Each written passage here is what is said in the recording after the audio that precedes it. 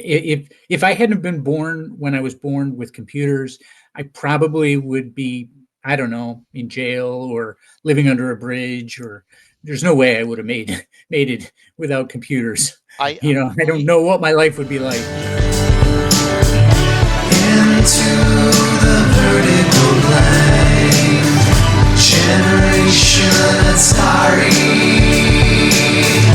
Into the vertical line, generation Atari.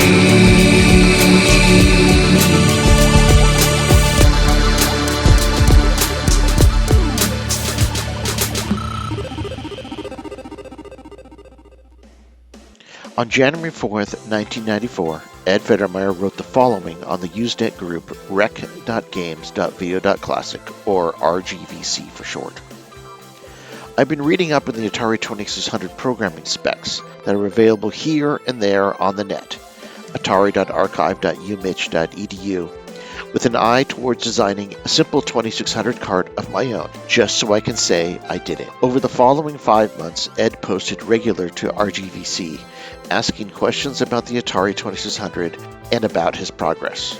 For instance, on May 4th, 1994, he posted, "The Atari 2600 VCS uses MOS Technologies 6507. It is basically a 6502, but with only an 8K address space instead of 64K, and no external interrupt lines.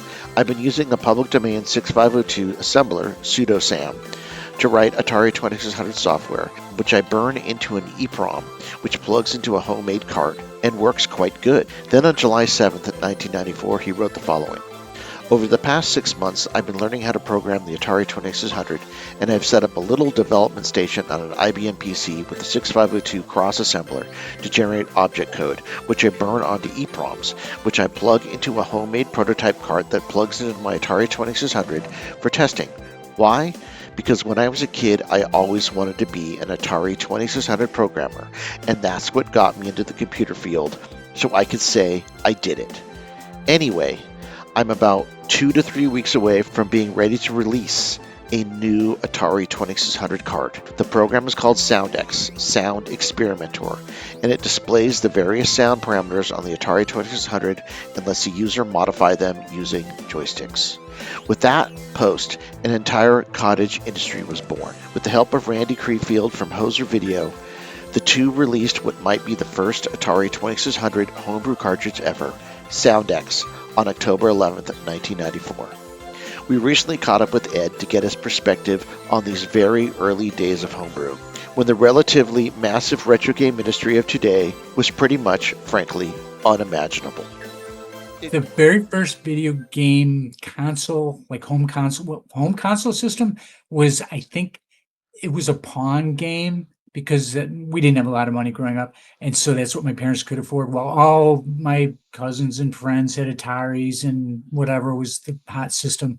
And we had Pong, but it was what it was. It was what we had, and we enjoyed it. And my brother hated playing against me because I knew how to put English on the ball, I think they called it, where you could kind of twist the little thing after you hit the ball, and he'd be, "That's not fair. I can't believe it." And he never learned how to do that. So it was kind of fun to like totally demolish him. Right. And I think that's part of the reason why he got into more sports and I stayed into video games. Maybe that was the thing that kind of got us to diverge in our life paths. Maybe, I don't know. That was, I think, the very first system we had growing up for a while. Now, arcade games, man, oh man, I remember early days of playing, what was it, Donkey Kong. That was a big one, and I remember playing that. I remember enjoying, obviously, Pac-Man. Who didn't, right? I never cared for Space Invaders, although I loved it on the Atari. Never cared for it in the arcade as much. Oh, I was a huge fan of Battlezone. That was maybe a little bit later. Yeah, I spent so many quarters on that game. Me and my buddy would go to the arcade, and he'd be like pointing. He'd be my spotter. He'd be like, "Guy, there's a guy off to the left," and I'd be, "All right, I'm gonna get him." "Okay, now there's a guy on the left." "Okay, good, I'm gonna get him." "Watch it, there's a guy behind you, I think." "Okay," and I'd spin around, and we would work together. Like, I'd be playing the game because I had pretty good reflexes at the time, and he was pretty sharp about figuring things out on the screen. So we worked together to keep our money's worth going, but to keep the floor going as long as possible, right? I did enjoy that game tremendously. Yes. And then how did you get the Atari 2600? Begged and pleaded with my parents. At that point, it was a mainstream game console. At that point, like cousins had it, friends had it, and somehow, God bless my parents, they scraped enough money together. It wasn't easy for them, I know, but we got it. And my brother and I were both very excited to get it, probably me a little bit more. And it was a wonderful Christmas present. That was a great Christmas. Kind of like the commercial. I think there was a commercial about kids going crazy for their Nintendo. Wow, we got a Nintendo or whatever. That was me, years earlier. Atari. And we got a couple of Atari tapes. I don't know if you remember. Everyone used to yes. Atari tapes. Yes, I would right? actually got really frustrated at my mom for that. I was like, Mom, there's no tape in there. Yeah, we didn't really know. Whatever it looked like an 8-track tape, right? Yes. Those were still in the memory of people at the time, right? I don't know how many people still watching in the this. Trans Am parked in the street. Yeah, I'm sure a lot of people watching this are like, "What's an 8-track tape? What is that?" But that's what we call them, Atari tapes, and so yeah, that's how I got into it. I just was a kid, and that was the system, and that's what I played, and that's what influenced me, right? I just thought that was the coolest, funnest thing. That's the kind of kid I was. My brother was more into sports, so he had all the baseball stuff and the basketball stuff and all that. Well, I played with all our video game stuff, and we'd share it and we'd play together and whatever games we would play. But I was the video game guy, and he was more the sports guy, and that's how I got into it, just as a kid. So, do you remember what your favorite game from the 2600 was? Wow, that's the tough one. I used to really like Space Invaders. Yeah. One of the ways I got games back in the day, because I was just a kid and I had no money, I would actually go on jobs and help my dad. He was basically a handyman. He would do pretty much any kind of fix-it work that you needed done. The guy was amazing, and he would bring me along, and after a hard day's work, my pay would be that he would take me to Toys R Us and he'd buy me a game. And I remember that was probably the first one I got with my own money, in the sense that, he bought it for me. And it was great. I loved that game. I got to the point where I could pretty much play forever. You know how it went. You just keep playing until you lost your 3 lives, or maybe you get extra. I don't even remember anymore if you got extra lives in that version. But I got to the point where I was just pretty much just play as long as I wanted to play. I love that game. The Atari 2600 version of Space Invaders probably was one of my favorites. How did you find Rec Games? So we're talking like the internet in the days, kind of the World Wide Web is brand new, but a lot of people are on Gopher and Telnet and news groups and stuff like that. So how did you find it, and it seems like you were in college. Is that true, or you were working?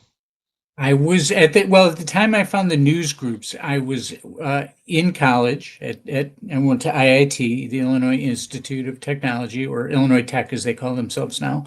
And I was actually working as one of the student computer programmers. Oh, cool. We would essentially, we were there to reset people's passwords or increase their email quota or whatever. Sometimes teachers would come by and say, "Hey, we want to use this program. Can you install it on our VAX computers?" At the time, the mini computer systems that all the students would share. And we had Read News RN on that system. And that was one of the things I kind of helped maintain. And so I just learned about it because my boss said, "Here, go look at this software, figure out how to make sure it keeps running." And I found that there were some really neat groups on there, and whatever video games were very interesting to me, and I started reading on anything like that. Humor.funny. I don't know if you remember that one. That was one of my favorite groups to read. Just a random joke every day. It was great. So you were going to school for computer science, or what were you doing? It was computer science. I started as electrical engineering, and I went to a double E class, hated it. I would sit there and have panic attacks thinking, "Oh my God, this isn't double E. This isn't anything to do with electronics. This is math. Like, I accidentally sat in on a math class. What happened?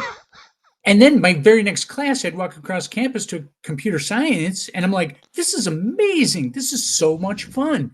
This is way better than the basic programming that I had like done basic programming on the Commodore 64s at that point, VIC 20s and whatever. But this was real programming. This was real Pascal programming language, right? Real serious stuff. And I'm like, wow, this is incredible. I want to do this really for my job. And then I switched majors, and from there, it was the best thing I ever did. I mean, it was, life changing. That's awesome. I'm glad I Okay. did it. So that's the pathway you followed most of your life now, right? That's right. Yes. Once I did that, I never looked back. I just kept I studied computer science, graduated, and got a job in programming computers, and have been doing it ever since. If I hadn't been born when I was born with computers, I probably would be, I don't know, in jail or living under a bridge, or there's no way I would have made it without computers. I don't know what my life would be like. You and I are very. I have the same feeling. Yeah. So you're in.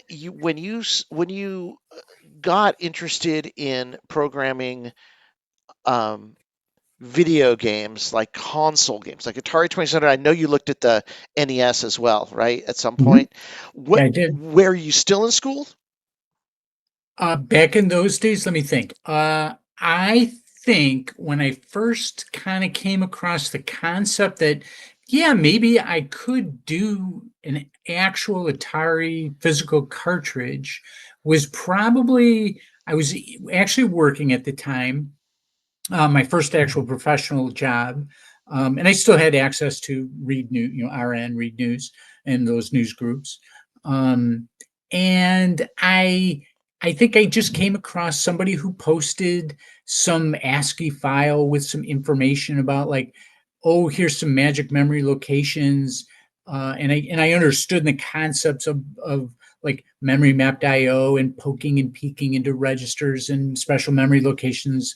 You did that stuff on the Commodore 64 as well, to get graphics to happen. And I'm like, well, I bet I could do that. I'm familiar enough with 6502 assembly language programming, again from the Commodore 64 days. And I'm like, I could probably do this. And so that's really how I got the idea that I could even maybe try and do this. And I did, and it kind of worked out. I do remember there was somebody, and I wish I could remember this guy's name. Maybe you remember it. He had made, I think, a cartridge that you could download your software to, or something like that. And I think he posted he's the one who made this ASCII file of, here's a bunch of magic memory locations for the different graphics and sound and things like that. And God, I really wish I could remember his name, because technically he was really the first to do that kind of thing. But I think he only made a few cartridges, and it was more of an experimental thing, like, hey, if you're interested in trying to make your own game, here's some information. I don't even remember if it came with a game or if it was maybe something like that. What Ed is referring to here is Harry Dodgson's Atari 2600 7800 monitor cartridge. This was a cartridge designed for the hobbyist programmer by Harry Dodgson as a product for Atari, but they rejected it. Why? In Harry's words, Atari didn't want it because it required the keypad controllers. With the monitor cartridge, one could actually create Atari 2600 and 7800 assembly code that was saved in memory via a battery backup. The cartridge came with a 200-page manual that helped people program for the 2600 and 7800. While Harry's lone copy of the monitor cartridge had been around for a few years at the time, it was announced for sale in the January-February 1994 issue of the 2600 Connection fanzine, which is nearly the same time Ed Federmeyer got the bug himself to program the 2600. So was the monitor cartridge the first homebrew? The answer is maybe, but according to Video 61, who bought the rights to the cartridge, it was also the last officially licensed product by Atari Corp for the 7800. By the way, Ed Federmeyer never had a monitor cartridge. He had to develop his game the old-fashioned way. There were a couple of other resources at the time worth mentioning. Besides the monitor cartridge, Harry Dodson also published a multi-part series on programming the Atari 2600 in the 2600 Connection fanzine starting in 1992. Also, the University of Michigan Atari Archive FTP site, atari.archive.umich.edu, held a priceless collection of Atari information that could be used by hobbyist programmers like Ed Federmeyer to explore the possibility of programming Atari platforms. And I'm like, oh yeah, that sounds really neat. But let me ask people: are you guys interested in if somebody makes an Atari game? Because at this point, now you got to remember, the Atari was out of production. Yep. The new hot system, I think, at that time was the NES, right? The Nintendo system. And so nobody wanted Atari. It was old. It was well past its prime. Retro gaming didn't exist, and the idea that you would even kind of covet or work with older hardware when things were moving so fast forward was like, why would you even do that?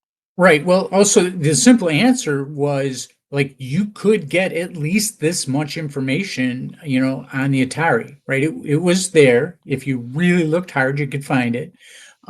You could not get any information on making an NES game. That was locked down, right? You had to sign NDAs, you had to be an official developer, you had to pay who knows how much money back then to be an actual licensed developer for Nintendo stuff.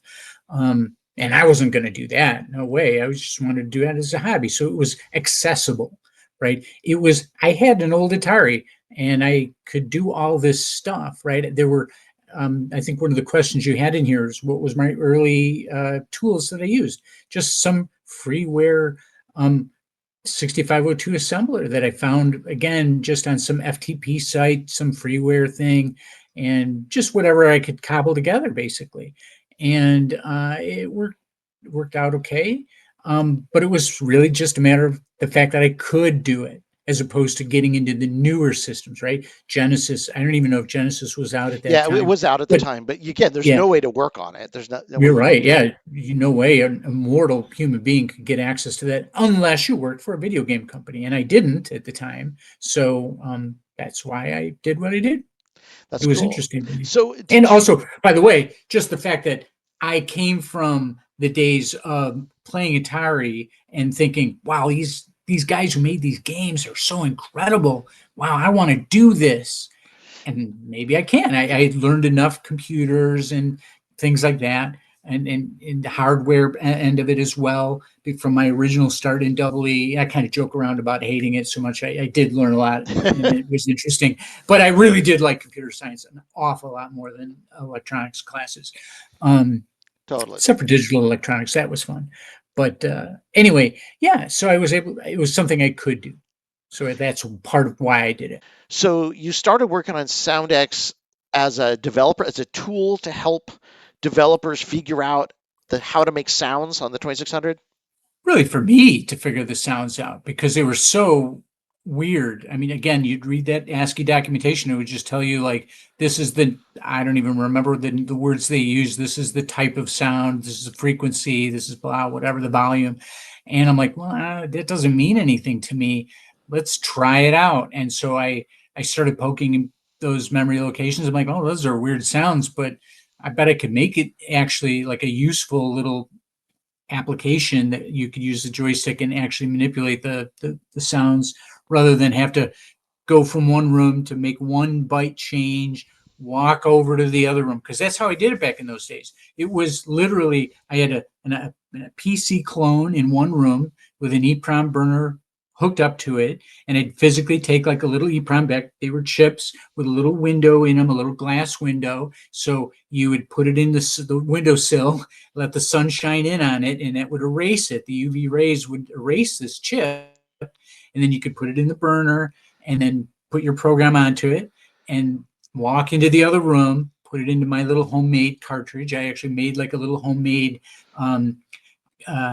cartridge. I took like the schematics from that ASCII documentation. I made a little Radio Shack kit. You used to be able to buy copper on the top and the back, and you would take tape and lay out your circuit board, and then you'd run it through a little acid bath to basically eat away all the copper, and then you'd peel away your tape, and that would be your circuit board. And then I would make a little socket and put it in there, and then I'd put my EEPROM. So I'd walk into the other room, put the EEPROM in there, put it in my Atari, test it out, figure out that something went wrong, or listen to one of those sounds, for example. Say, oh, that's interesting. Wonder what if I made it be a 1 instead of a 0? And then you do the whole process over again. How long did that take? How long did it take to test it out from one sound for another in that process? Probably, I mean, the biggest time was probably waiting for the EEPROM to erase. And if it was a cloudy day, it would take a really long time. And then eventually I just splurged and I bought like a little UV box that you could put the chip in, close it up, plug it in, and then it would just take a few minutes to erase because it was concentrated UV rays that would erase it. And that sped things up a lot. But a lot of the time too it was a PC, right? Back in the old days of an IBM PC XT clone. So it took time to load up an editor, bring up my code, figure out what in the world did I do wrong? Where did I put, the code I want to change, and compile or assemble it, take the binary file, take the chip out of the little eraser or off the windowsill and put it in the EEPROM burner, run the EEPROM burner software. That was all a lot of like walking back and forth from one room to the other. And it would take 10 minutes, maybe, churn back and forth, something like that. Wow. And part of that was to start the chip erasing. Now, while it's erasing, let me look at my screen and try and figure out what I'm going to do now, especially when it was bugged and I was actually not just poking sounds, right, or video graphics just to write. I could draw a line on the screen where I wanted, in the color I wanted. Those were the very early first steps. Once it started to become real and it was like, well, let me make a real, like, actual image on the screen. Yeah, that was laborious to go back and forth. So how did you feel? I mean, I imagine you've got this compiler you've downloaded for the PC that does 6502. You figured out the proper memory locations to just set to get something going, right? To get it going. Mm-hmm. Yep. How did it feel the first time you went from everything blowing up to something actually getting on the screen like that? Do you remember? Yes, I do remember. In fact, let me back up just a little bit. So I told you I handmade that cartridge, right? The way I described with the old-fashioned acid bath thing. The very first one I made, I had actually read that file wrong, that ASCII file wrong. I had read it backwards. So I basically shorted out power to ground and plugged it in, plugged my EEPROM in, turned it on, and zap. Oh no! I literally did a zap, and a little curly Q of smoke came from somewhere in the middle of the console, and I had totally fried my console. Oh. My Atari my original 2600 from the early days. Now, I had mentioned the fact that, who wants Atari anyway, right? People were getting rid of them. I found somehow a guy on some news group site somewhere in the nearby area who was selling them, and I went over to his house. And I literally bought about 3 or 4 of them in case, probably for $5 each or something like that. Right. And different versions of them. They had the Junior and the, what do they call it? The Heavy Sixer and the Darth Vader and all those. I bought a bunch of whatever he had. And I'm like, just in case I do this mistake again. And I broke that cartridge and threw it away. Never wanted to use that again. So this time I fixed it up. And from then on, that very next one, I plugged the EEPROM in and I'm like, let me turn it on. Oh, it doesn't blow up. And in fact, the first thing I did was just draw like a green screen with like a red stripe, but the red stripe was where I wanted it to be. If you remember back in those days, if you turned your Atari on with nothing in it, pretty much you'd probably get some random stripes floating down the screen because it was just whatever was in memory. There was no program running. Whatever was in the graphics chip was there. Maybe it would make some crazy noise if there was some crazy random values in the sound chip. I don't know, just whatever happened to be there. And but this was what I wanted it to be, my color, my stripe where I wanted it. And it was glorious. It was amazing. At that point, I was like, yes, I can do this. This will work. And I can actually do it without breaking any more Atari consoles. Was there a Now it's just moment when you thought, like, I shouldn't be doing this. This is a hobby. I'm wasting my time. I shouldn't be doing no, this. no, You it was always so much fun. Yeah. awesome. Once I started, it was like, yeah, I want to really do this and have fun with it and learn about it. I was also at that point, again, it was an early job of mine.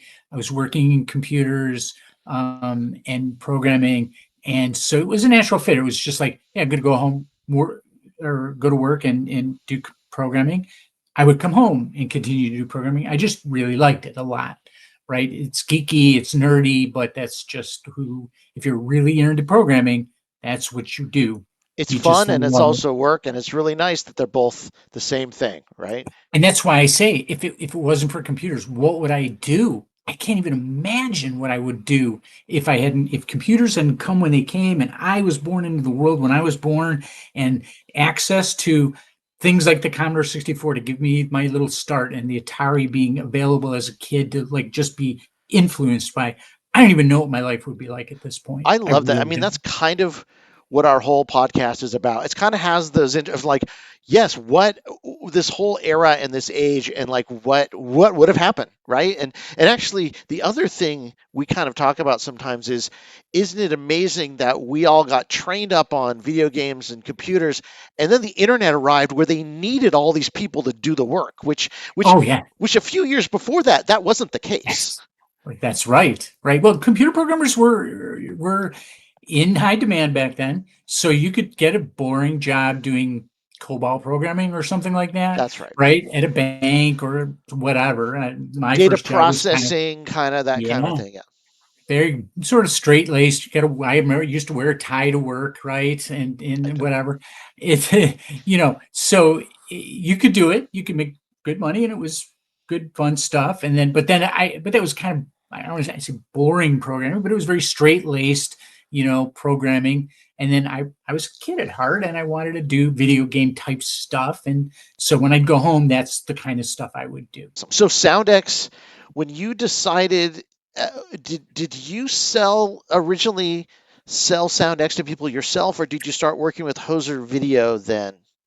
I remember you had referred me to one of those early emails that I reread, and I'm like, wow, I kind of vaguely remember writing that. Didn't remember a lot of the details. I do definitely remember the sentiment, and that is like I was asking, do you think can I sell maybe 5 of these? Maybe is about as much patience as I have, because like I said, making that homemade little handmade one was just a labor of love, right? I mean, it just took a long time, messed it up, kept at it. But I'm like, I'm not going to be able to do this for like dozens of cartridges. No way, right? So maybe if I sold a couple, 5, right, for I don't even know how much people would want to pay for this. That's, I Right. think, another question I asked. How much would you be willing to pay? July 7th, 1994 was the day Ed posted that message to rec.games.video.classic. It said, in part, "Hello, Net. I'm about 2 to 3 weeks away from being ready to release a new Atari 2600 cart. The program is called SoundX. My question to the net is anyone interested?" Then he ended with, "I've been kicking around the idea for my next cart in about 6 months or so, which will probably be Tetris 2600. Any interest in that?" In case you're wondering, here is a quick demo of SoundX. There are 2 functions in the cartridge. The first allows you to test the various 2600 sounds and the values you need to put them into an Atari 2600 program.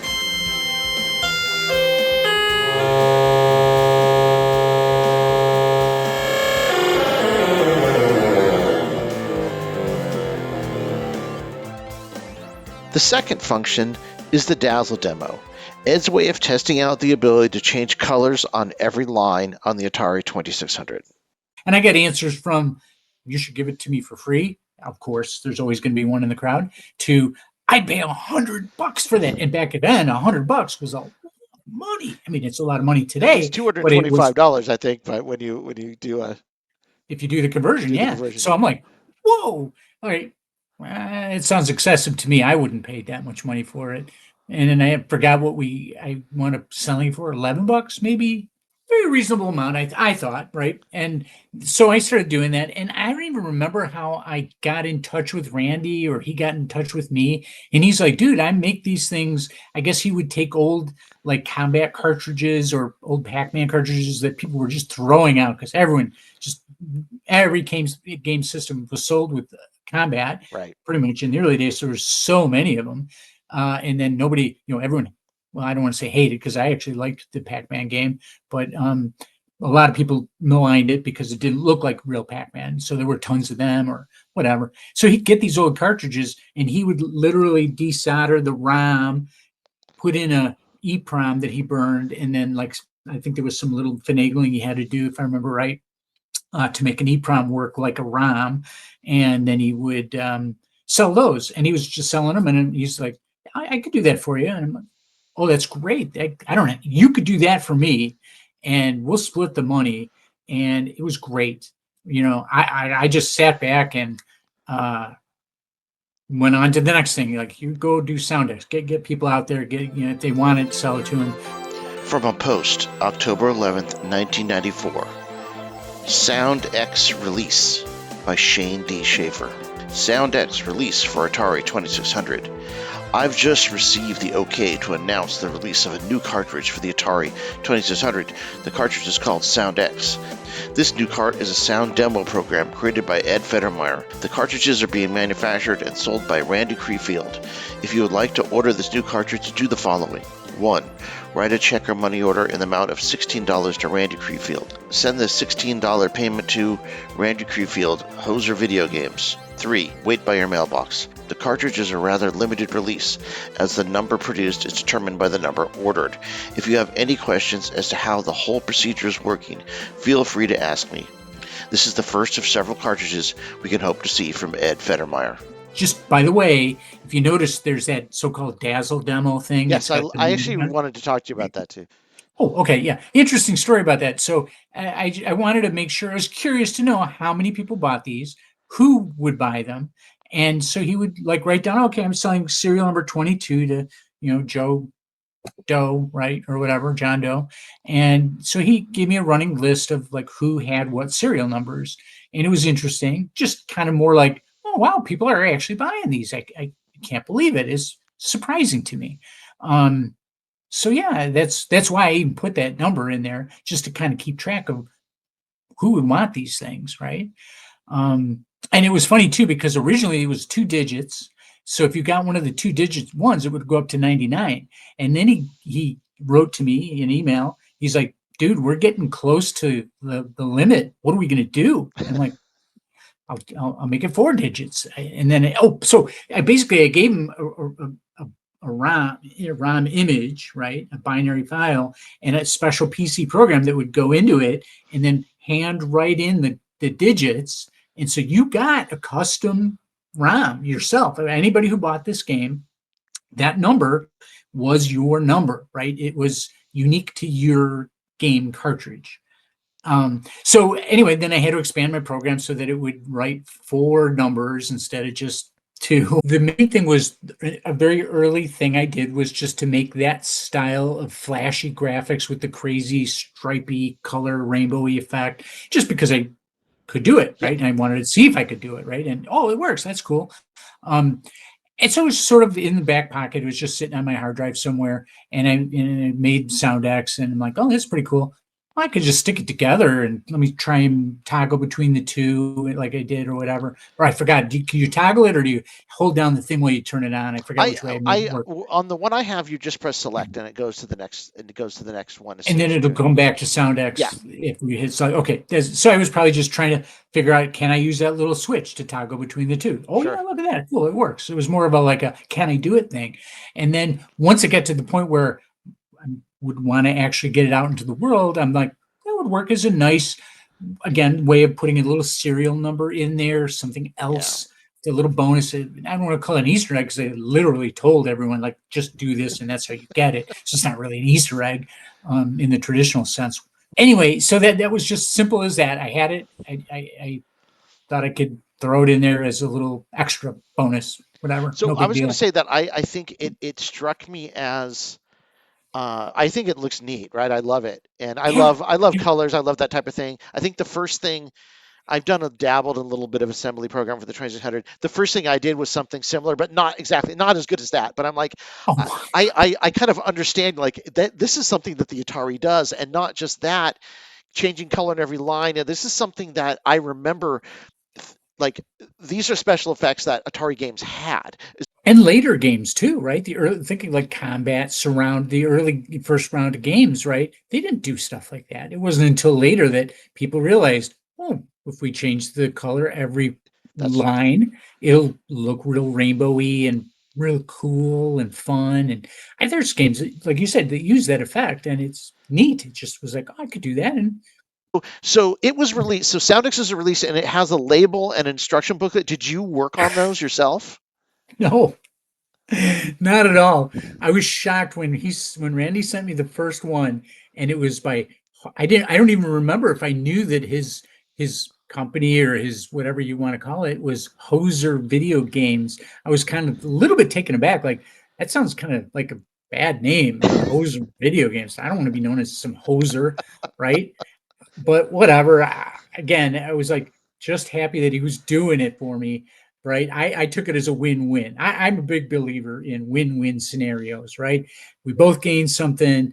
I get you to do the work for me of making these cartridges that I do not want to do, that he was apparently fine doing, and I got my little bit of money on the back and didn't have to worry about it anymore, and let him deal with that and manage getting sales and whatever. That's how I work. You guys got together and you did Soundex, and then you decided you wanted to do a game. Yes. I just was one of those epiphanies where I just had an idea of, oh, that's how you could figure out if you've got a complete line, just some algorithm I had in my head that just popped into it one day, just out of nowhere. I'm like, oh, I bet that would be able to work.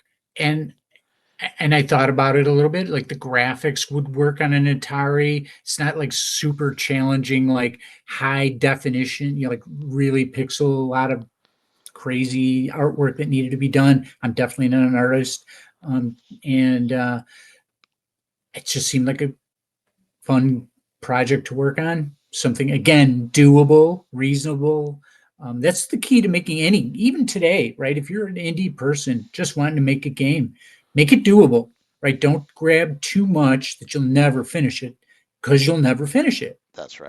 right? That's a big part of the success of being any computer programmer, or really any job, I guess, really, right? Don't bite off more than you could chew and then get discouraged and throw the project away, or just take forever to come out with it, right? We know the games that have been in development for 20 years, they're laughing stocks, they're jokes, right? That, oh, is this the year it's going to come out, right?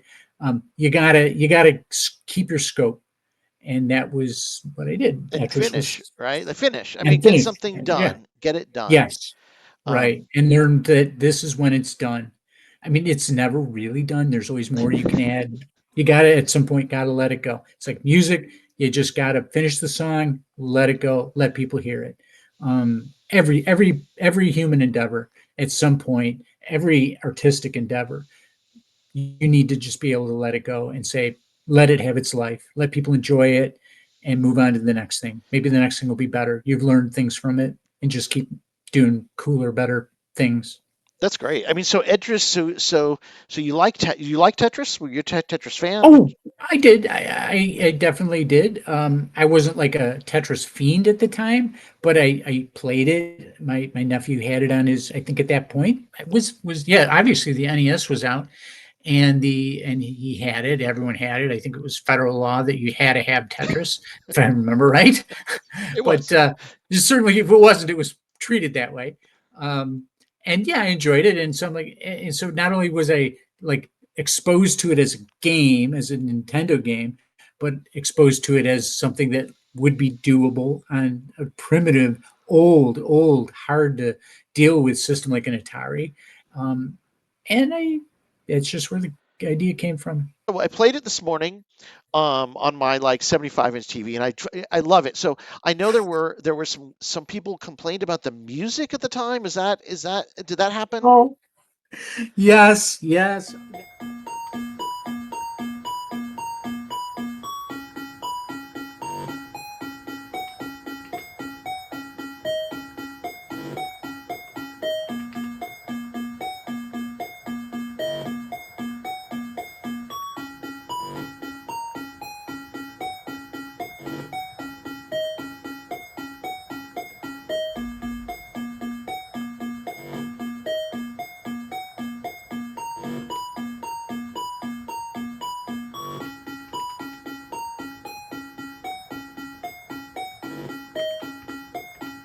I like making music. I always did.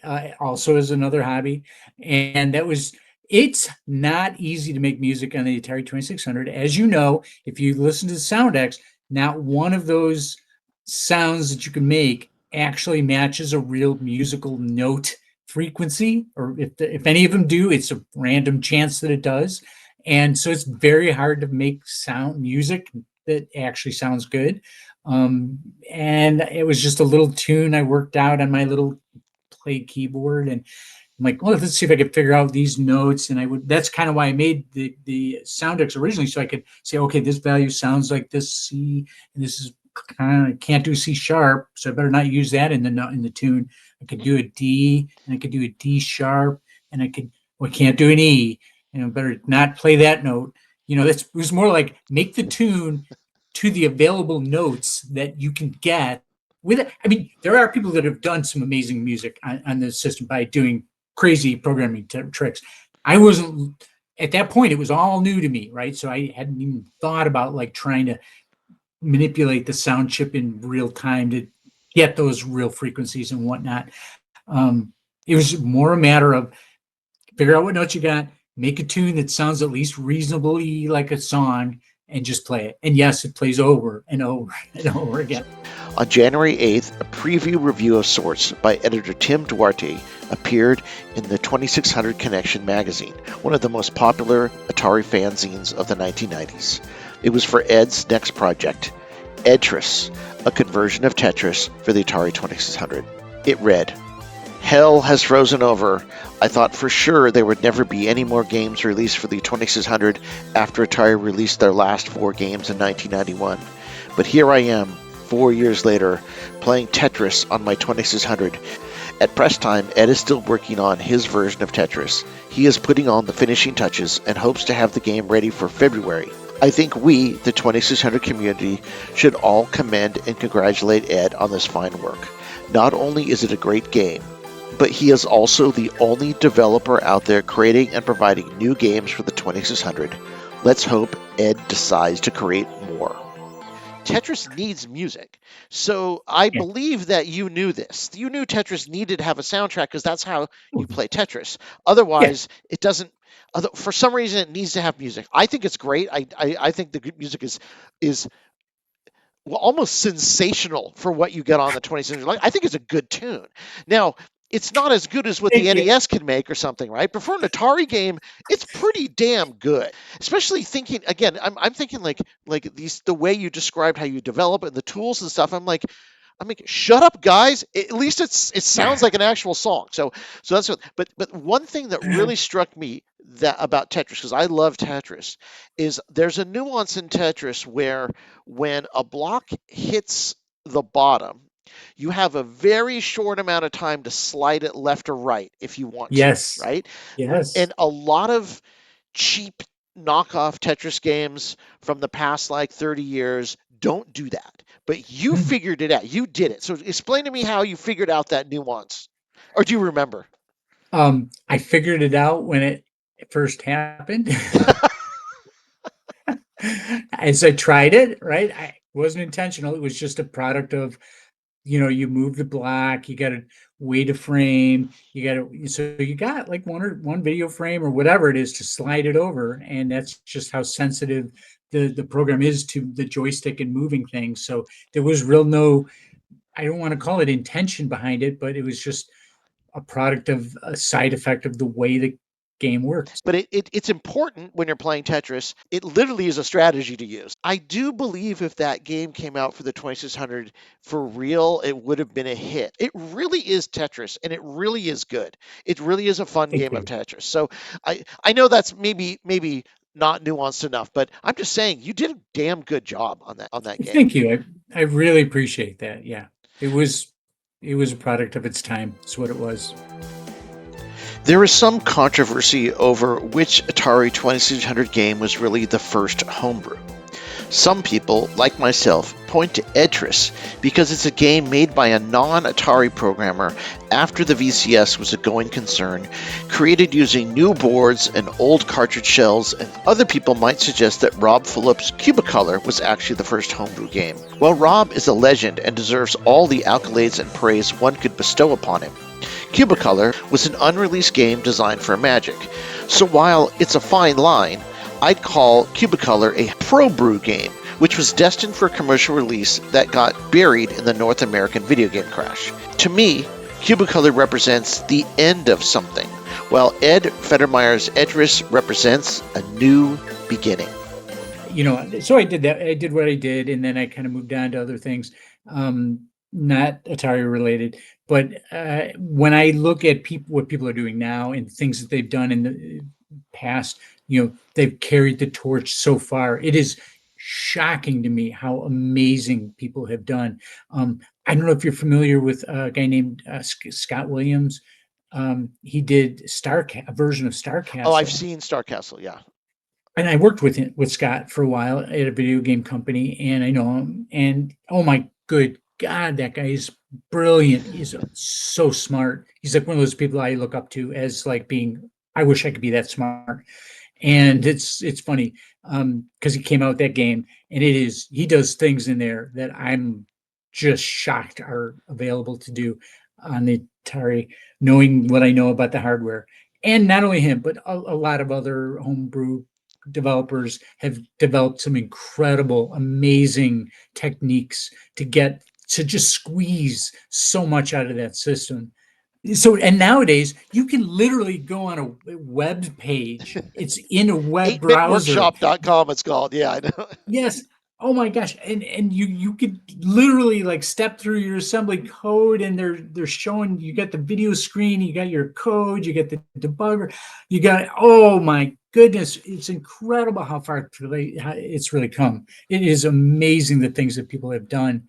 I am shocked and impressed by so many of the things that people have taken and continued on and just moved on. Mad props to everybody who's ever kept that going and just added on to it and made it what it is today. So Edtris comes out, and then you wanted, it looked like you were looking up NES development, but that kind of ran into a brick wall. I definitely was interested in it. At that point, I was kind of, I want to say growing up, right? But I had just recently gotten married, and, whatever, you kind of start to lose your boyish ways, I guess you would say, your childish ways, and become a man and an adult, right? And kind of got out of the scene a little bit. I mean, I still played games, but they were certainly a lower priority to me. And I never really got into the Nintendo. I guess I don't want to say there was resentment in the sense of like, they took over Atari. Darn it. People always talk about the great video game crash, and I lived through it, but I didn't even know it was happening because I was a kid, right? I just knew that it was harder and harder to find places where I could go and buy Atari games. Right. And like some friends would have Intellivision, other friends would have a ColecoVision. And that was another part of it. Like there was no cohesion, right? It was, I'd want to play their game, but I couldn't borrow it because it wouldn't run on my game system, and they wouldn't be able to borrow my games, or there was nothing like that could happen. So I kind of blame a little bit of that on that. People say it's because of the quality of the games. Again, as a kid, playing Pac-Man and enjoying it, I had no problem with it, right? You have Blinky Ghosts, whatever. I didn't even know the technical limitations at that time, right? It was just, it's Pac-Man. I'm not, I guess I knew enough that arcade machines cost lots and lots of money to make. I can't possibly get that on a system that me as a little kid or my parents could afford, right? So I wasn't expecting the world of Pac-Man, for example. So I didn't see it as a problem with quality of games or anything like that, right? I think I saw you had reviewed, I believe, Tax Avoiders. Yes. Yeah. Yes, that was a great video. I actually enjoyed Tax Avoiders. Believe it or not. Again, as a kid, I knew nothing about taxes and all that. Reading the manual that talks about, I don't even remember, but all the different terms, and like, I don't know. I'm just moving a little guy around the screen trying to avoid these things and get these things and get a high score, and it's all Yeah, I mean, it blinky. is. I mean, I'm going back and looking at this as an adult, and it's kind of unfair when you think about it. Tell me that Yeah. the Warren Robinette story you Oh, wanted to say. So, okay, so when you asked me my favorite game and I said Space Invaders, I probably should amend that to say, no, actually, Adventure. I should have thought of that first, because Adventure, I have played so many hours, unbelievable, countless hours. Although it finishes, so unlike Space Invaders, where you just keep playing forever, right? If once you get the flow and you know how to do it, you could literally, it gets to the top of the highest, fastest level. And if you can beat that, you could just keep playing until you just decide to stop. Well, Adventure, the whole goal is to get to the end and win the game. So it's a very different scenario. So everyone knows the Easter egg that you get the invisible dot, and you bring it to a certain room, and you can go into the little, get through the wall and see developed by Warren Robinette, created by Warren Robinette along the side. Everyone knows that Easter egg, right? Now, years later, he had done a talk at GDC or one of those game conferences. And I watched his video. I didn't go to the conference, but I watched the video and I thought, wow, that's really cool. And he left his email address in, hey, if anyone wants to get in touch with me, email me here. So on a lark, I did, kind of like you were saying. Yeah. Like, hey, I'm just going to email him and see what he says. And I struck up one or two emails to him. And I asked him the question, there's a couple of Easter eggs in the game. Everyone knows that one. Did you know, or like, why did you put this Easter egg in there? There's two Easter eggs, and not too many people know about them. So one of them is, if you start the game up and you pull down on the joystick, nothing happens. But if you hit the game select screen to go to game 2 or 3 or cycle around back to 1, and you pull down on the joystick, the player pops up onto the screen, and you can move the player pip Really around the little number 1, 2, or 3 and move them around. I don't think too many people know that. Well, And I asked him that. And I asked him, I'm like, what'd you do? And first of all, why doesn't it happen on the first screen, like when you first boot up the game? And he's like, I didn't know that happened. So just like you asked me about how'd you get it to slide over? It just happened. It right? just happened. That's A amazing. happy accident, right? So I think he said he didn't know about that, if I'm remembering right. This is a couple years ago. So I might be misremembering. But the other one was, if you win the game, you get the little sound, the sound, right? And everything flashes on the screen or whatever. During that time, I believe it's either the reset game or the game select button, one of the two you push. It goes into a crazy mode where it finishes the song in either, I forget, like super slow sound or really fast sound or something like that. So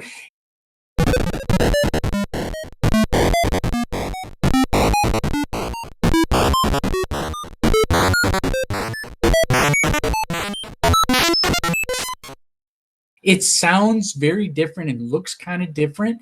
And I asked him about that. Like, did you put that on there on purpose? He's like, I didn't know it did that. So second Easter egg, very same game, three Easter eggs, one intentionally put in there, two, not many people know about it, I think. No, very interesting, actually. But as kids, how did we figure that out? I don't know. I was just pulling down on the joystick one day. I mean, how long did you play Adventure? I remember using the bridge in that game for hours trying to figure out if you could go someplace or get someplace interesting or not. Oh, hours count. There's so many hours I spent playing that game. That money, or that game, got its money's worth. No question about it. Some games got less than their money's worth. that one was well worth the money spent on it. To this day, I play that game when I get a chance. Like I've got this even on the Nintendo Switch. Oh yeah. So for Christmas, one of my boys got me this the Atari, Yes, the collection. 50. So and it's a great thing. And I played. The first thing I did was load up Adventure, and I did the little thing, and I moved around, and I showed my son. I'm like, hey, check this out. Move down, or I guess not joystick, it's a little thumbstick on there, but I'm like, check this out. Oh, it works. It's cool. And so I was wondering if it was an emulation or a recreation. No, obviously it's an emulation because it's got that in it. And then I don't remember if I don't think I did the reselect thing, because you kind of, on the Switch, you got to do a funny thing to reset it. I forget how you do that. But yeah, so that was neat that he actually responded and seemed pretty nice Yeah, to that's me. cool. I mean, After creating these pioneering projects, Ed faded into the sunset, so to speak, from the Atari 2600 scene in the late 1990s. He didn't leave the world of Atari Homebrew as much as he just grew up and out of it. Technology changed, he got married, and Ed plied his enthusiasm and skills into a career in the video game industry. So did you make any other Atari games after Edtris? so that's a funny story too. I did not. Every few years, even to this day, I will stop and I'll say, maybe I should make another one. Look what everyone's come out with. They've come so far. I could probably read up on what techniques are cool and make a game for the Atari. And I go to that website we talked about, and I start writing some assembly. And after about maybe 15, 20, 30 minutes tops, I remember, yeah, that's why we don't make games like this anymore. Yeah, 'Cause I actually make games for a living, and we use, I've worked on the Unreal Engine game version of games, and Unity games, and you get so spoiled, and other proprietary game engines. You get so spoiled just being able to take art assets from a real artist, not just me making whatever I can make. And again, I don't proclaim at all to be an artist. And I certainly, I play music because I enjoy it, not because I'm good at it. I love the saying, I'm the world's okayest guitar player, right? I'm just okay, right? But I have fun. That's why I do it. So that's why I think it's so funny when people complain about the music in Edtris, because it was just some guy making some bloops and bloops. It is a product of its time as well. But getting to what you were asking about, like, did I ever do another game? I'll start going down that path, and then I'll say, nah, I don't have it in me. I'm too spoiled to get this art from artists who know what they're doing. They wind up actually dragging and dropping into the game. All I have to do as a programmer is just make sure it does what it's supposed you to got to do. wire it up. You're gonna wire it up, let them deal with making it look pretty and all that stuff. Let the game designers figure out all the complex. I have such respect for everybody in the game industry, programmers, of course, but also the artists are incredible. I've worked with so many amazing artists and so many amazing sound designers and musicians and game designers. The things that they think of, we play at our company. We actually, I'm fortunate that we actually send out the game to the entire company and say, please play the game. Here's a new build. Send us your feedback. And I will send in my feedback to the designers and say, I kind of wish I had more energy or whatever, just some silly thing. And they'll be like, well, the reason why we don't have more energy is because the economy of the game needs to balance out with the amount of resources, you blah, blah, blah. And they go on a big, long dissertation on their actual thought process of why they've decided to make the design choices that they've made. It is incredibly impressive.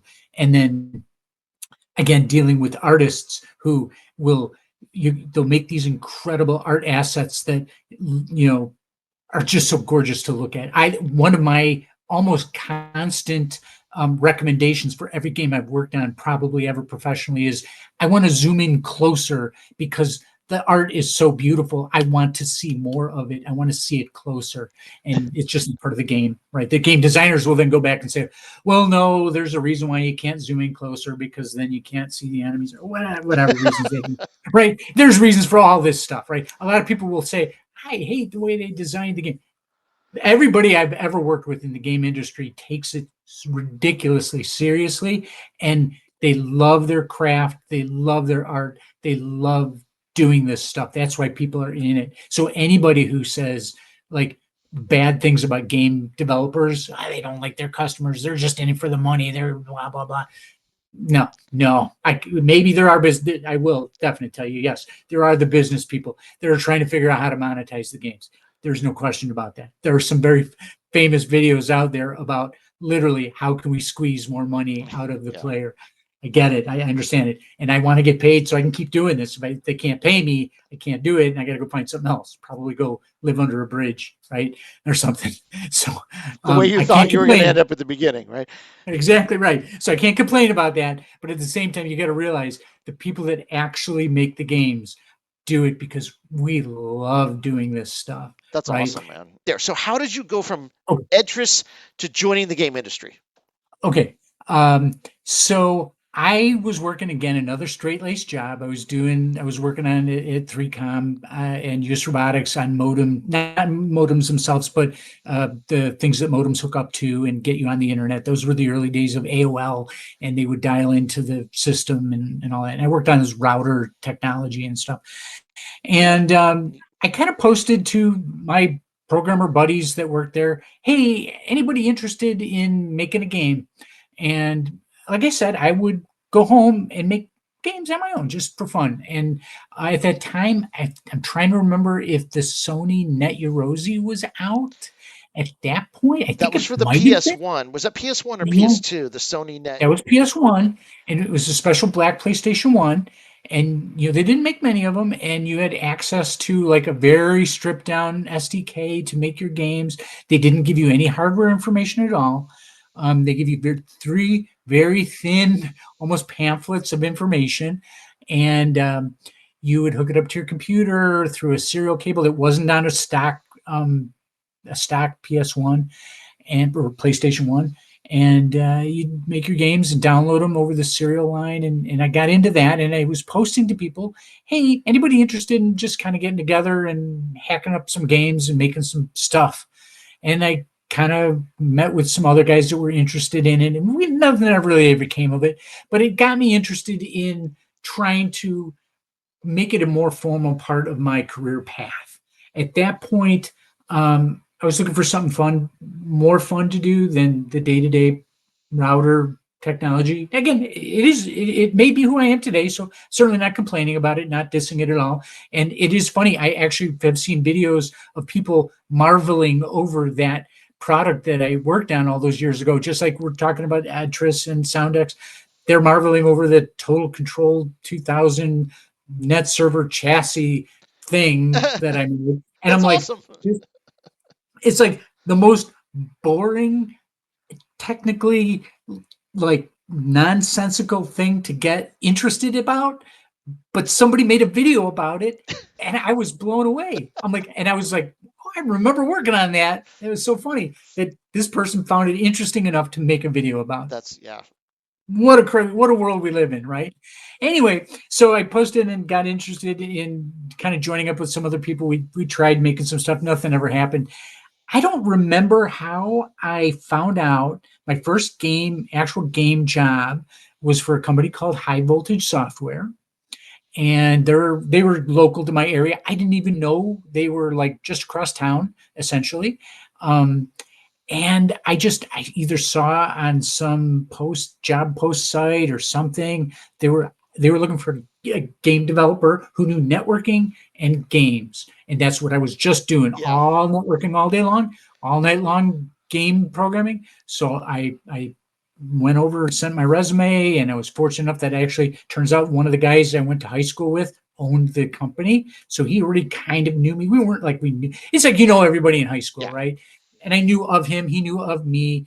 We passed each other in the hall, but we weren't like friends. Like we weren't like enemies or anything like that. But it was just like not even barely enough to say hi at the time. So he's like, hey, aren't you from this high school? Yeah. Was that you? Wow, you sure have changed. Yeah, you look different too. We're 10 years older, right? You grow a lot in that time. So, or whatever it was, however long it was. And but it was a good match and a good fit. And I worked on the first professional game I did was for the original Xbox, the OG Xbox, NBA Inside Drive 2004. Oh, I think I've heard of And that. Yeah, yeah, that's it was a awesome. good game. And there's some amazing stories about that too. I didn't know that this got leaked, but if you use the code ice cream, you unlock the roster of all the developers, artists, sound, everybody who worked on the game.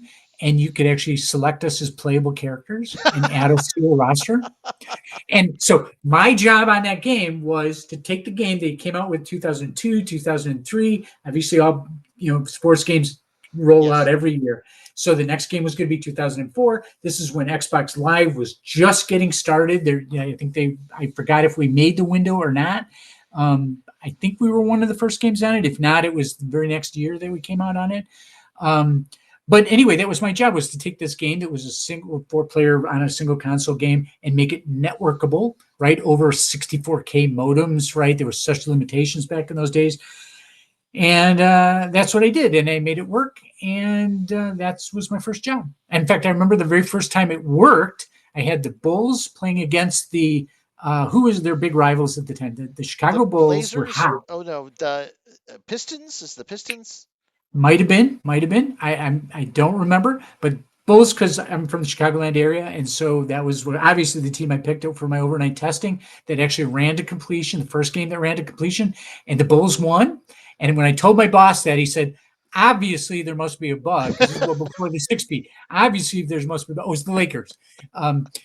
Obviously there was a bug because the Lakers should have won. Right? It was hilarious. And so anyway, that was great. That was my first job and what I first did and how I got into it. Just, I don't even remember how I found out about the job opening, but it was, again, a case of being in the right place at the right time, and knowing the right things and being a person that hopefully people like to be around, right? That's important. That's Nobody wants to awesome. hire you if you are a jerk. Yeah, I tried to no. be a jerk, right?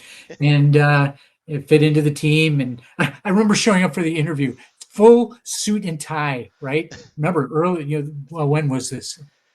2000s, something, early 2000s, obviously probably 2003 or two or something. And I showed him a suit and a tie on the interview to this game company, and everyone's wearing, people dressed in the games Yes. industry, t-shirts, shorts, sandals, right? And I show up, and everybody I talked to, the first thing I said, "Hey, very nice to meet you. I just want to tell you I'm in a suit and a tie. The only reason why I'm wearing this is to look nice for you for this interview. I will not wear this day to day. Do not think for 1 minute that I am some database programmer." I mean, I was kind of, because I Yeah. was coming from the world, but we didn't even at that place wear suit and ties, right? Casual Friday was at that point every day, right? Every day was casual day by then. Um, but I was like, "Yeah, no, I'm not going to wear a suit. Sorry, I just did it to impress you. Hopefully, it does." And everybody laughed at that. That Oh, was that's great. good. And they didn't hold it against me. Obviously, they hired me on, and I wanted to work on that game, and that was a lot of fun. It was a great experience. Oh my gosh, I remember the first day I sat down in my office. They're like, "This is going to be your office. You're going to share it with this guy over here." I still remember him, and I'm sitting there kind of getting myself set up, and I still remember the guy. One guy, an artist, bless him, so funny, jumps into my room, goes, "Wahoo!" and jumps out of my room and goes running down the hallway. And that was within minutes of starting my job, one of my first experiences of the games industry And and what was going to be in front of me. And I'm like, this is going to be a really interesting career path. This is going to be fun. This is going to be a ride, and it has been a nonstop roller coaster, crazy ride the whole time. okay, so any final thoughts about this whole Atari homebrew thing and what you were doing back then? It was just a fun time, and that's what it's all about, right? Have fun. Do that's We're only here for a limited amount of time on this earth. Do as much as you can. That's as fun to you as you can possibly. Minimize the stuff that you don't like doing. You got to do it, right? There's stuff everybody has to do, right? But try and get in as much fun as you can. And if you can make your work be what you enjoy doing, what's the saying? Do what you love. You do as a job what you love to do, and you'll never work a day in your life, or Yeah. something like that. I've taken that to heart, and I have been in games sort of most of this time, but I've also gotten out. I've worked for a serious, like a medical technology company for a while, and it was interesting, and it was a good place to work. Very good-hearted people, obviously trying to really make a difference in the world for people who are sick. But then I kind of got into back into games again.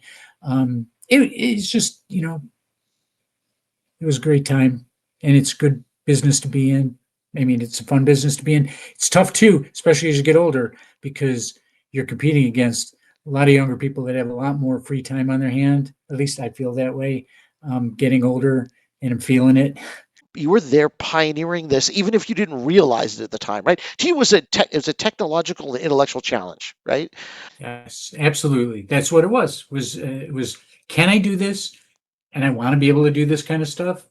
Yeah, wow, cool. It works. I can't believe it. That, like I said, the very first thing, draw a line on the screen. How simple can you get? You can't get any simpler than that on Atari. And once I saw that, wow, I want to continue on figuring more stuff out. It was intellectual curiosity more than anything else. Also being inspired by the fact that, yeah, people actually made a living making games, and in general, and specifically the ones that I played as a kid. Like, wow, I want to be able to do that too. That would be so neat. That's awesome.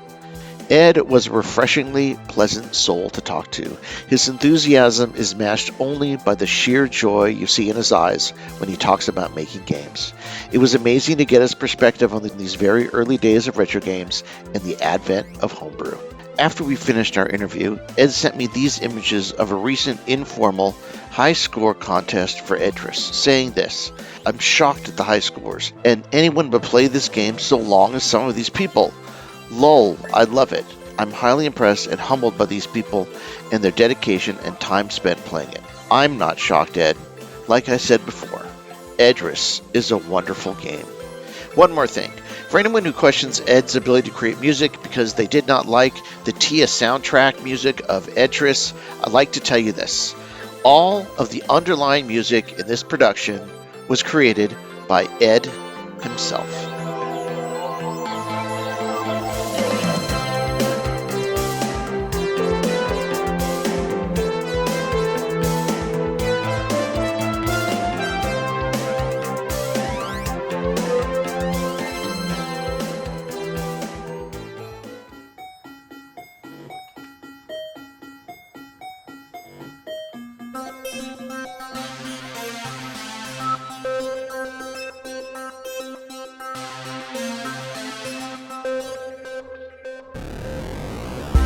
We were children of the Silicon Revolution, an X generation conscripted to fight the console and home computer wars. A product of an analog 70s childhood, we came of digital age in the 80s, believing we could affect the world 8 bits at a time. Armed with joysticks, full-stroke keyboards, Jolt Cola, and MTV haircuts, we proceeded into the vertical blink. There, we stayed up late at night, devising incantations from D&D rulebooks and beginners' all-purpose symbolic instruction code. Video games were the match, and programming was the fuse, as the infinite possibilities of the digital world exploded into the internet age to come. We are Generation Atari. Into the vertical blank.